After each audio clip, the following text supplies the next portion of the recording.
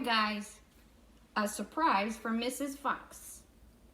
The small fox ran back along the tunnel as fast as he could, carrying the 3 plump hens. He was exploding with joy. Just wait, he kept thinking. Just wait till Mummy sees these. He had a long way to run, but he never stopped once on the way, and he came bursting in upon Mrs. Fox. "Mommy," he cried, out of breath. "Look, Mommy, look! Wake up and see what I've brought you." Mrs. Fox, who was weaker than ever now from the lack of food, opened one eye and looked at the hens. "I am dreaming," she murmured, and closed the eye again. There she is.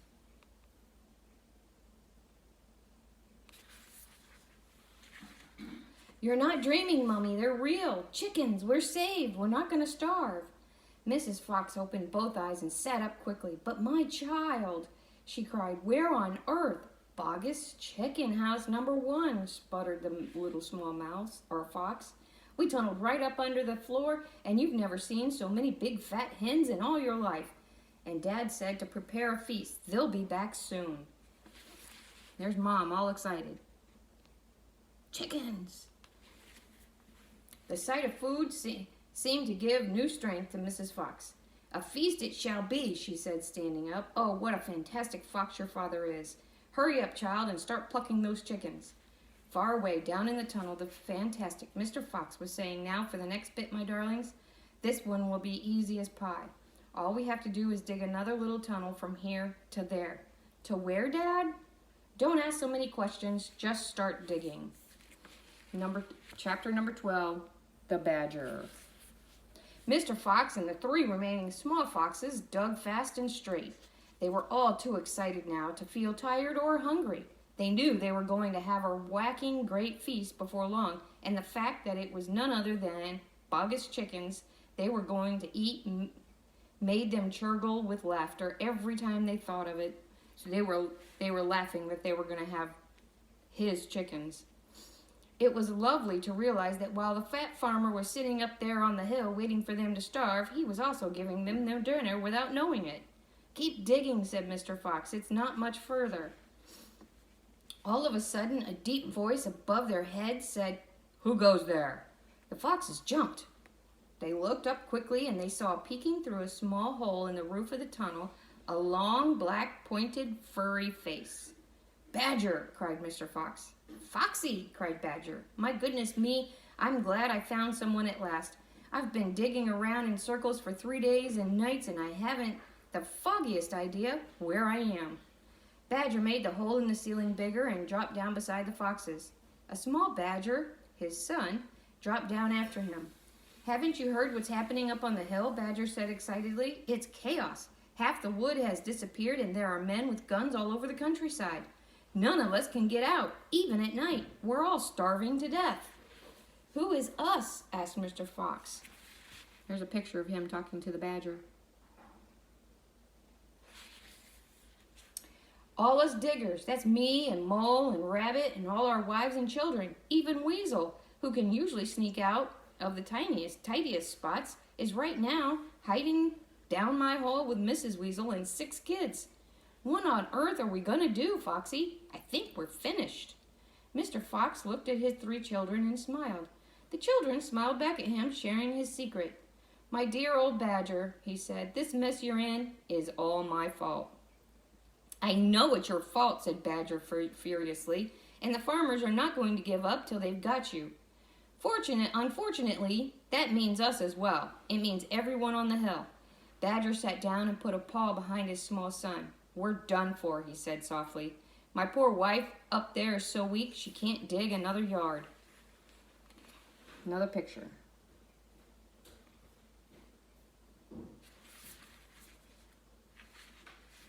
"Nor can mine," said Mr. Fox, "and yet at this very minute she's preparing for me and my children the most delicious feast of plumpy, juicy chickens."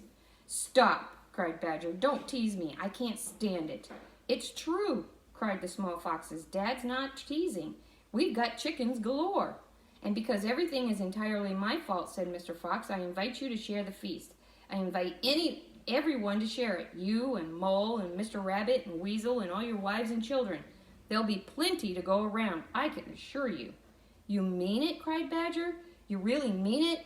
Mr. Fox pushed his face close to Badger's and whispered darkly, "Do you know where we've just been?" "Where?" "Right inside Boggis's chicken house number 1. "No." There they are. Mr. Fox is telling him all about it. "Yes, but that is nothing to where we are going now. You have come just at the right moment, my dear Badger. You can help us dig, and in the meanwhile your small son can run back to Mrs. Badger and all the others and spread the good news." Mr. Fox turned to the small Badger and said, "Tell them they are invited to a Fox's feast. Then bring them all down here and follow this tunnel back until you find my home." "Yes, Mr. Fox," said the small Badger. "Yes, sir, right away, sir." "Oh, thank you, sir." And he scrambled quickly back through the hole in the roof of the tunnel and disappeared. There he goes.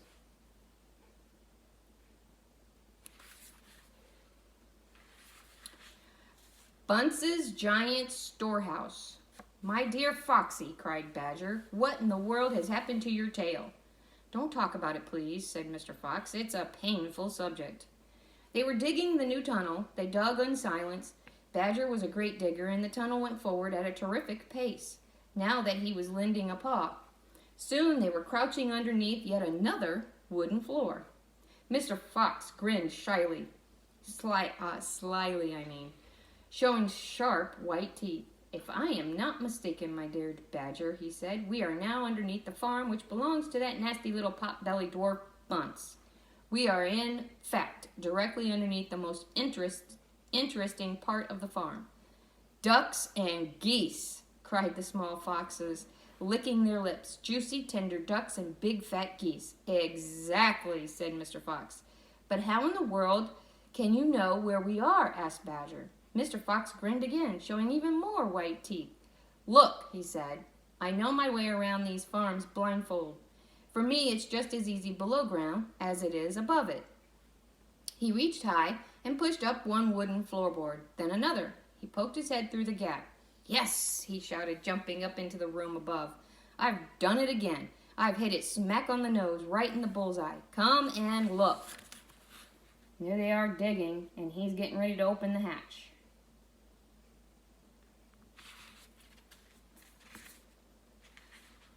Quickly, Badger and the 3 small foxes scrambled up after him. They stopped and stared. They stood and gaped. They were so overwhelmed they couldn't speak, for what they now saw was a kind of fox's dream, a badger's dream, a paradise for hungry animals. "This, my dear old Badger," proclaimed Mr. Fox, "is Bunce's mighty storehouse. All his finest stuff is stored in here before he sends it off to market." Against all the 4 walls of the great room, stacked in cupboards and piled upon shelves reaching from the floor to the ceiling, were thousands and thousands of the finest and fattest ducks and geese, plucked and ready for roasting. And up above, dangling from the rafters, there must have been at least 100 smoked hams and 50 sides of bacon. "Just feast your eyes on that," cried Mr. Fox, dancing up and down. "What do you think of it? Pretty good grub. Look at that."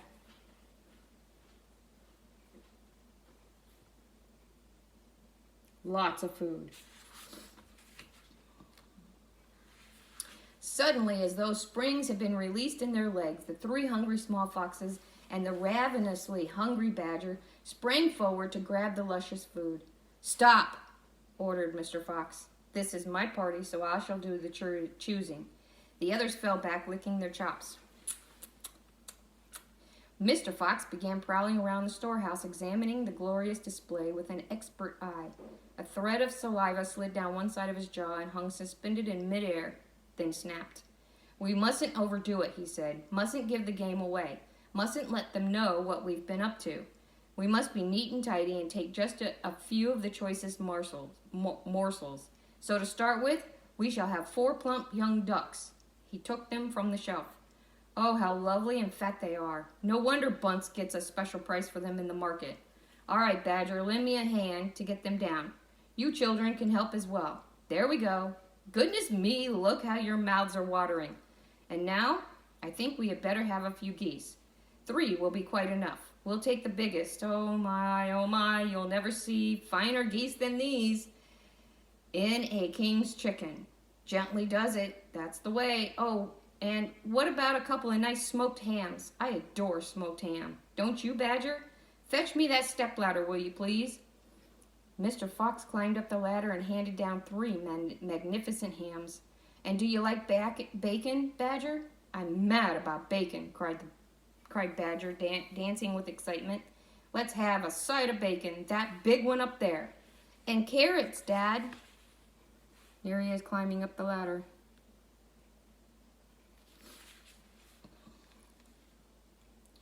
And said the smallest of the 3 small foxes, we must take some of those carrots. Don't be a twerp, said Mr. Fox. You know we never eat things like that.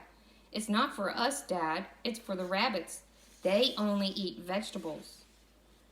My goodness me, you're right, cried Mr. Fox. What a thoughtful little fellow you are. Take 10 bunches of carrots. And soon, this lovely loot was lying in a neat heap upon the floor.